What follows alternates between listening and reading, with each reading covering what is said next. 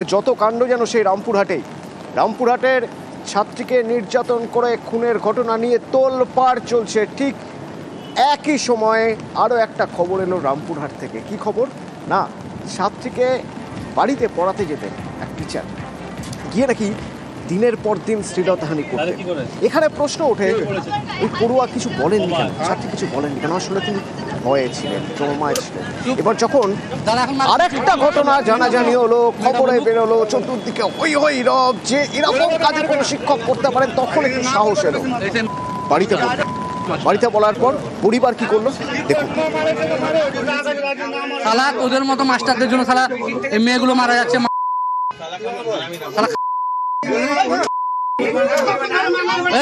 মারো না, এখন মারিস না, ভাই মারিস না, এখন দাঁড়া বলছে বুকে হাত দিয়ে হলো কিস করা হলো। যতবারই পড়াতে ডাকতো ওই করতো, না ঘরে পড়া ডাকতো আর ওই করতো শালা।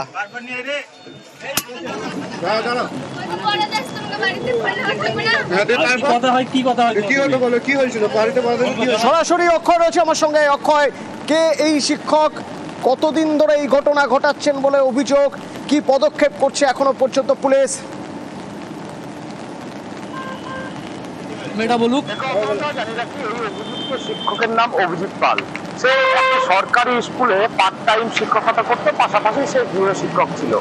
এই যে ছাত্রীটি, সে যেটি অভিযোগ করছে যে ক্লাস নবম শ্রেণী থেকেই সে ব্যাচে পড়তো এই শিক্ষকের কাছে। তবে উচ্চ মাধ্যমিক পরীক্ষার 2 মাস আগে থেকে এই শিক্ষকের কাছে সে বাড়িতে পড়তো, নিজের বাড়িতে। সেই সময় কিন্তু এই ছাত্রীকে এই শিক্ষক নানাভাবে প্রলোভন দেয় এবং তার শরীরে বিভিন্ন অংশে হাত দেয়। এতদিন ধরে এই ছাত্রী চুপ ছিল, সামাজিক কারণে এবং বিভিন্ন ভয়ে এতদিন সে মুখ বন্ধ করেছিল। তো রামপুরহাটের যে ছাত্রী খুনের ঘটনা সামনে আসে এবং শিক্ষকের যে পর্দাফাশ হয়, তারপর এই ছাত্রী সাহস করে সে পরিবারের সদস্যদেরকে বলেন। পরিবারের সদস্যরা আজ রামপুরহাট শহরে আসেন এবং সেই শিক্ষককে ডাকেন।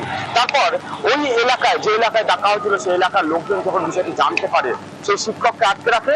তারপর তাকে মারধর করে পুলিশের হাতে তুলে দেওয়া হয়। এই মুহূর্তে পুলিশ হেফাজতে আছে এই অভিযুক্ত শিক্ষক। এবং যেটা আমরা পরিবার সূত্রে জানতে পারছি, এই শিক্ষক কিন্তু দীর্ঘদিন থেকে এই ছাত্রীকে বিভিন্ন কুপ্রস্তাব দিত, শরীরের বিভিন্ন অংশে হাত দিত, কিন্তু সেই ছাত্রী এতদিন মুখ বন্ধ করেছিলেন, কোনো একটা ভয়ে হয়তো বলতে পারেননি। তবে রামপুরহাটের যে ছাত্রী খুনের ঘটনা সামনে আসে, তারপর সে কিন্তু সাহস পায়। ভয়, একটা ভয়, লোকলজ্জার ভয়, সামাজিক ভয়।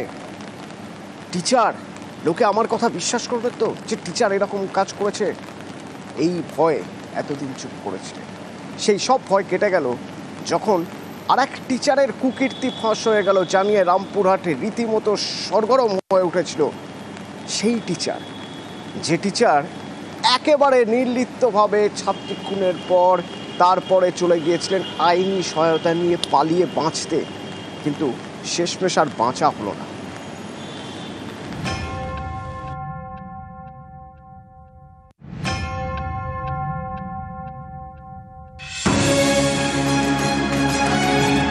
শিক্ষক জীবনে আলো দেখান। রামপুরহাটে সেই শিক্ষকই ছাত্রীর জীবনটা শেষ করে দিল। তার হাতেই ছাত্রীর মর্মান্তিক পরিণতি। বীরভূমের রামপুরহাটে ক্লাস 7-এর ছাত্রীকে শারীরিক নির্যাতন এবং খুন। অভিযোগ, এরপর দাগী অপরাধীর মতো ঠান্ডা মাথায় নিজেকে বাঁচানোর চেষ্টা করে শিক্ষক মনোজ কুমার পাল। আইনজীবীর সামনে ফাঁদে মিথ্যে গল্প। সিউড়ি আদালতের আইনজীবী অনিন্দ্য সিংহের দাবি, 7ই সেপ্টেম্বর তাঁর সঙ্গে দেখা করে মনোজ কুমার পাল। দাবি করে একটি ছেলের সঙ্গে ঘনিষ্ঠ অবস্থায় দেখে ছাত্রীকে তিনি বকাঝকা করেন। রামপুরহাটের বীরচন্দ্রপুর মন্দিরে নিয়ে যায়। মন্দির থেকে ফেরার সময় জামা কিনে দেয়। রাতে নিজের ভাড়া বাড়িতে ছাত্রীকে রাখে। সেই সময় নাকি পরিচারিকাকে ফোন করে মনোজ পাল, তার কাছে ছাত্রীকে রাখতে চায়। পরদিন মেয়ের খোঁজ করতে শিক্ষকের বাড়িতে যায় ছাত্রীর বাবা। সেই সময় বাড়ির মধ্যে ছাত্রীকে লুকিয়ে রাখে বলে দাবি শিক্ষকের। তারপর গ্রামের কাছে ছেড়ে আসে। দাগী অপরাধীরা যেমন ঠান্ডা মাথায় অপরাধ করে, নিজেদের বাঁচানোর চেষ্টা করে, এই শিক্ষকও সেটাই করেছে। ঠান্ডা মাথায় আষাঢ়ে গল্প বলেছিল আইনজীবীকে। তারপর আইনজীবীর কাছে বারবার জানতে চেয়েছিল কোনো কারণে ছাত্রীর দেহ উদ্ধার হলে তার বাঁচার রাস্তা কি। এতেই খটকা লাগে আইনজীবীর। পরামর্শ চাইছিলেন এই মর্মে যে ওই ছাত্রীটি মিসিং আছে, যদি কোনো কারণে তাকে খুঁজে না পাওয়া যায়, বা যদি কোনো কারণে তার পচা গলা দেহ উদ্ধার হয়, বা যদি কারণে ফিরে এসে তার এগেনস্টে কমপ্লেন করে, তা কি হতে পারে এই সমস্ত জিজ্ঞাসাবাদ ছিল এবং উনি চেয়েছিলেন যে যাতে এইটার সমস্যা সমাধান থেকে উনি মানে এই কেসের মধ্যে অ্যান্টিসিপেটরি বেল উনি নিতে পারেন। এত গল্প ফেঁদেও শেষমেশ লাভ হয়নি, পুলিশ তাকে গ্রেফতার করে। এরপরেই মামলা ছাড়ার সিদ্ধান্ত নেন আইনজীবী অনিন্দ সিংহ। কিন্তু প্রাথমিকভাবে তদন্তকারী অফিসারদের কাছ থেকে যেটা জানতে পারছি সেটা হচ্ছে মাস্টারমশাই এই ঘটনার অভিযুক্ত এবং সোল অ্যাকিউজড, অন্য কোনো আসামি নেই এই ঘটনায়। সেহেতু আমি এই মামলাটা যেহেতু একটা সিম্প্যাথিক গ্রাউন্ড রয়েছে এবং যেহেতু আমরা আফটার অল প্রফেশনের বাইরে একজন হিউম্যান বিং, আমি এই মোকদ্দমাটা থেকে নিজেকে সরিয়ে নিচ্ছি, আমি মামলা করব।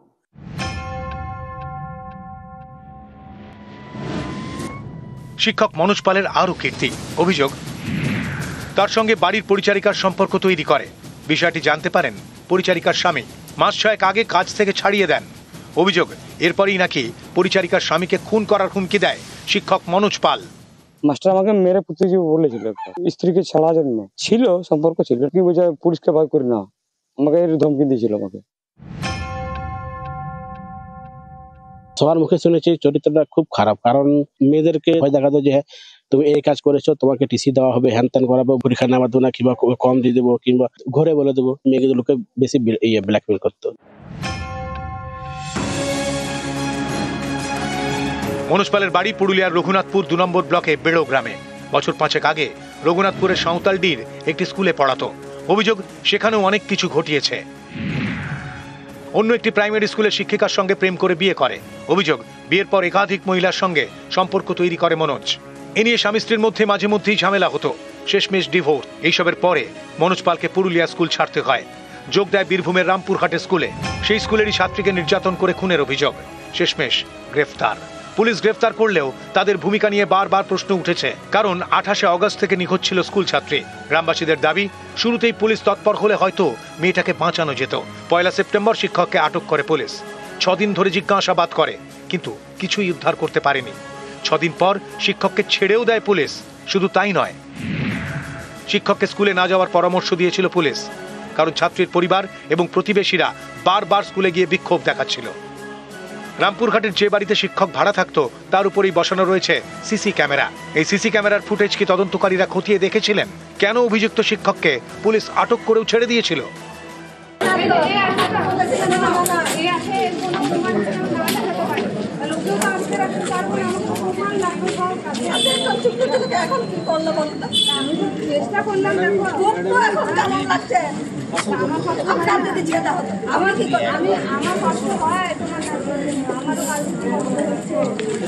আমি দিন নাই রাত নাই ঘুরে ঘুরে ঘুরে ঘুরে